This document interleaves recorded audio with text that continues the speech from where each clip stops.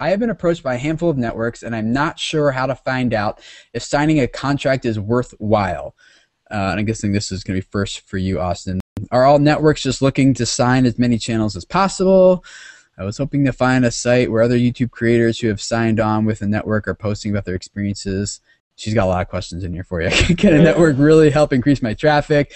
If so, how? Can you give me a high and low regarding percentage of networks, what they take from partners, red flags? I feel like she's like, whoa, hold on, cowboy. What do I do here? Like, there's different things to consider and talk about when it comes to networks. So what do you got for her, Austin? Yeah, no, those are all great questions. You know, one thing, I work here at Fullscreen, but I'm also a YouTube creator myself.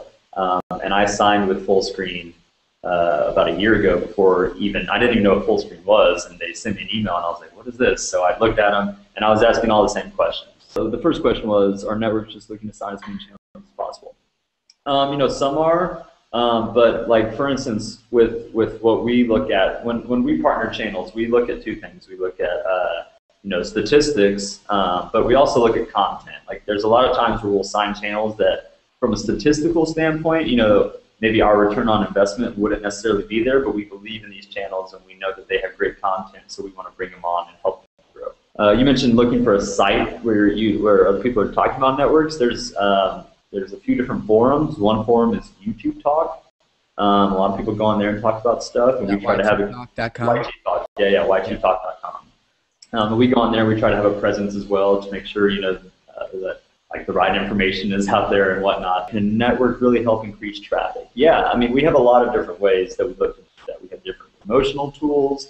We have different sub-networks within the Fullscreen network. So, for instance, we have like a network called Vlog Union where we put all of our vloggers. And what that does is it allows, you know, within all of our channels, it allows a small amount of channels that are all like-minded to come together to have their own community, to interact with their own forums, to have opportunities to be featured on our hub channel, on the Vlogging YouTube channel. All kinds of collaborations are always taking place. We feature them on our Facebook, Twitter, all that jazz. She wanted to know about the contracts, right? I think that the first thing that everybody should always do is when they get their first draft from the contract, really just to hire a lawyer to look over it.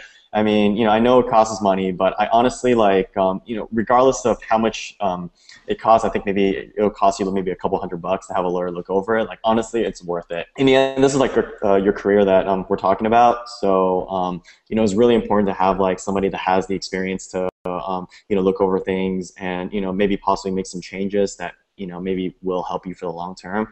In regards to like, are YouTube networks out there to sign like as many talents as possible? I'm not saying that, you know, every single network is doing that, but, you know, from an advertiser's standpoint, technically the more numbers the better, right? So let's say if you know, I have a YouTube network and I'm signed and I sign like 10,000 creators and I have a combined, and then I can say we get like 40 million views a month, right? Then I can just go ahead and pitch to advertisers and be like, hey, you know, advertise with our network, we get 40 million, you know, views a month. So essentially, yeah, it does, from a number standpoint, maybe makes sense to, you know, sign a lot of creators, because then, you know, it's more, your network's a lot bigger. Yeah, not every network, like Big Frame, for example, their strategy isn't to sign on a buttload of channels, but instead they're saying we're strategically picking channels and we're going to remain small, but every channel we bring on is because we have a specific plan in mind of what we're going to do with your channel, mostly, I assume, around brand integration, right,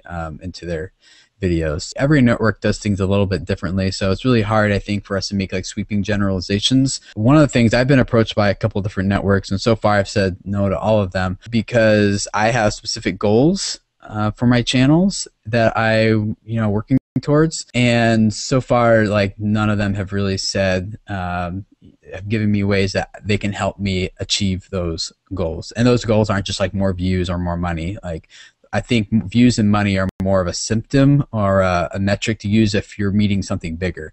Like, that's not the end in and of itself. I haven't signed on yet, but I'm not saying I wouldn't. I'd be open to that, but I'm looking for like a partner, you know? So there's lots of different reasons why you would sign and why you shouldn't sign. And yeah, I think also, kind of like Vinny was saying, you know, looking into your contract and really making sure it's the best fit for you.